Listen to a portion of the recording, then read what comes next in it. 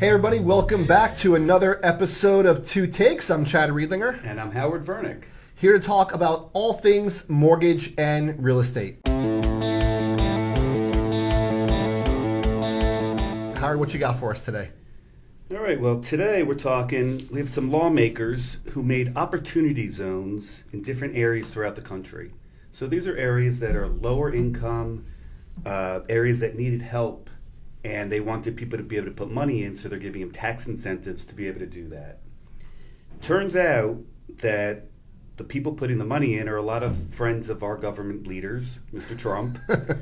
And conveniently. Yeah, well, they're building high-rise condominiums throughout different cities, just outside of the bad areas and the better areas, and they're still looking for these tax benefits.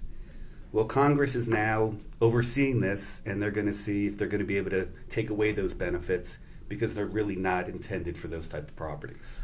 So in first looking at this and hearing about this, I started looking at some of these areas that were zoned opportunity zones, and you got areas like Miami in there, and it's like, okay, well, yeah, I don't think Miami's doing bad on the poverty level, and It's not like a low-income area where you got $1 million high-rises. So the first thing I saw was they're just a bunch of rich guys trying to set themselves up to protect their money. And I'm like, that's nothing new to me. It doesn't bother me. It's really nothing new because this is something that has been done over the years. And everybody's beating Trump up about it. And there's a lot to beat him up about.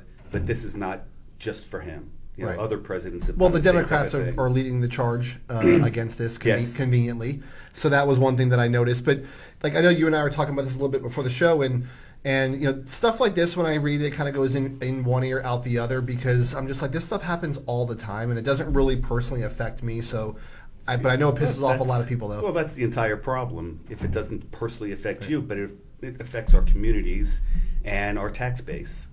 So the Congress says they're going to do this stuff. I want to see if they're going to follow through. Yeah, I doubt I'm it. guessing they're going to try, but then, you know, unfortunately, Trump is one of the people that has his money involved, and probably will have the last say.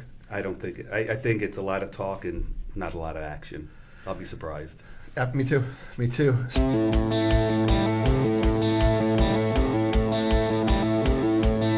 This is interesting. Here we go. So down payment, when I first read this, so down payment assistance may not make borrowers more likely to default on their mortgages after all, right? So I know we constantly hear that in our industry, right, of, hey, down payment assistance loans are more risky. Yeah, right? well, they do all kinds of overlays because they feel like people don't have any skin in the game. Right. And if they don't have skin in the game, then if they can't make their mortgage payment, they're just walking away from nothing. But what are one of the lowest default rates are VA loans, right? And they require zero down. So that kind of debunks that right there. But so it was interesting. So 30% of FHA loans in 2011 had down payment assistance tied to them. And in 2018, 40% of FHA loans had down payment assistance tied to them. So they started doing some research and digging on what was causing the defaults. And what they ended up finding was that the defaults really were in two segments of the demographic, and that was African Americans and Hispanics. So then I was like, holy crap. So do we even want to talk about this? But you know, the article went on to say that when it backed out the African Americans and the Hispanics out of the equation, that there was absolutely zero difference in default between the down payment assistance loans and the regular loans. Well, you know, it raises the question: why is this happening? Right. You know, why are those demographics doing worse than other demographics? And what can we do to educate them? What can we do to make it so it doesn't happen any further? And I think that part of that is on us and our community, in the lending community, because we should be teaching people how to save money, how to budget themselves, and whether they're black, white, orange, or green, we now know there's a demographic that needs more of that education. Yeah, I mean, I definitely think down payment assistance is a phenomenal opportunity for home buyers, especially with increased prices. You know, it doesn't, the home ownership is not affordable, and so down payment assistance is a key part of getting people into homes. And I agree with you 100% that we need to educate our buyers more and make sure that they're not being taken advantage of and they know exactly what they're getting themselves into up front. Right. It's total financial literacy. general wealth creation and teaching them how to do that. And owning a home, as we've said many times, is a way to do that because they're not saving money, and it allows them to put no down payment, pay monthly for a number of years, and then they have an asset at the end. Absolutely. And I got to say one more thing. I know we're going way over on this, but this was a very interesting piece at the very end. It said that there was no correlation between the improvement of the asset or the appreciation of the home between whether they were African American, Hispanic, or whites. And I was like, of course not. It's the house. So anyway, I couldn't even believe the article said that, but I was like, I had to talk about that because I thought that was ridiculous.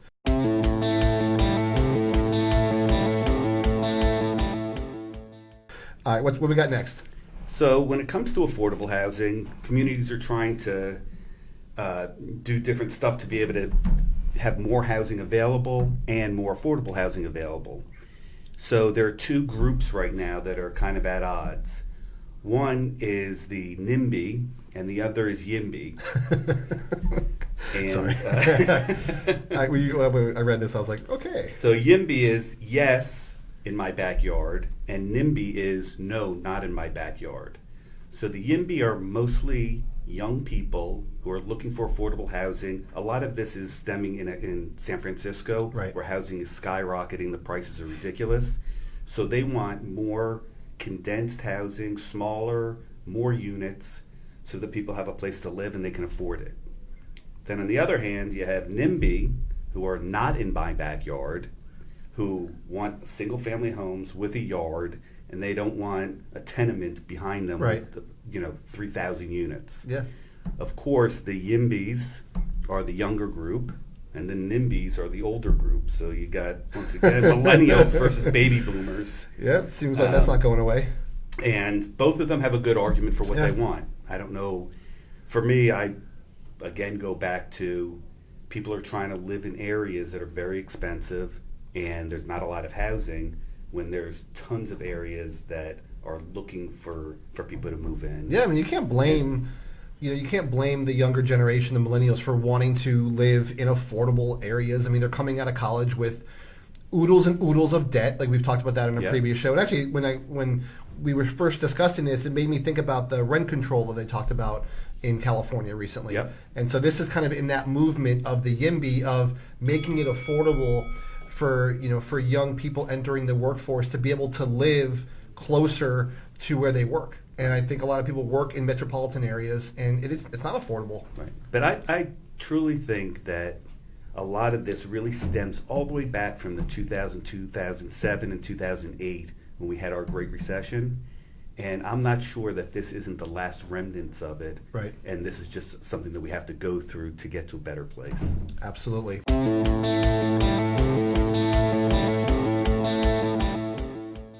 So next we got, I got access to my secret consumer score. So now you can get yours too. So Howard, did you even know that there was like these secret scores out there about you? I had no clue whatsoever. This is crazy that they have a score for you as a consumer. It's pretty cool. So there's these things out there called secret scores, and they're hidden ratings about our behaviors as consumers. So it went on to talk about these different companies like SIFT out there, which is basically your consumer trustworthiness. They have things that talk about identifies people that spend a lot of money. I'm sure my wife's on that list. They have other things that companies helping decide whether or not they want to take a return from you when you go to return an item, and also there's ones that look at fraud. So I thought this was really cool, honestly, and a lot of people would be offended that their privacy is everything's being tracked from their phone messages, the reviews they're leaving on Yelp. Went on to talk about all these different things, but I actually think it's pretty cool if you're on the marketing side of things and you can tap into this stuff. I think it is crazy that when you're trying to get into call a company, that they'll put you ahead of somebody else because your score is higher. Yeah. I think it's crazy, and who knows what they're doing with this stuff. Sometimes it starts off as a good idea, right, and then those good ideas get into bad hands, and they have all this information about every time you make a complaint, every time you return food. Yeah, no, it's... And It's out there, so I'm going to go on and actually order mine. I'm really interested to see what. Well, the scary thing is, you can order the score, but you have no idea what it means. Right. So you don't know if it's an A, a B, a C. Right. It's kind of like You don't know if you're waiting on hold longer than somebody else because you're returning stuff, or you went to an Airbnb and you complained that the something was wrong with the property. Well, this is like another form of credit score, right? I mean, look, depending on how your score is, unfortunately, people are treated different ways. Niceness score? Yeah, no credit score. I don't No, know. but this is a niceness score. How nice are you, and how much you complaining? What kind know. of pain in the ass are you? I'm scored pretty high there. So, well, guys, I hope you enjoyed another episode of Two Takes. We have a lot of fun doing these things.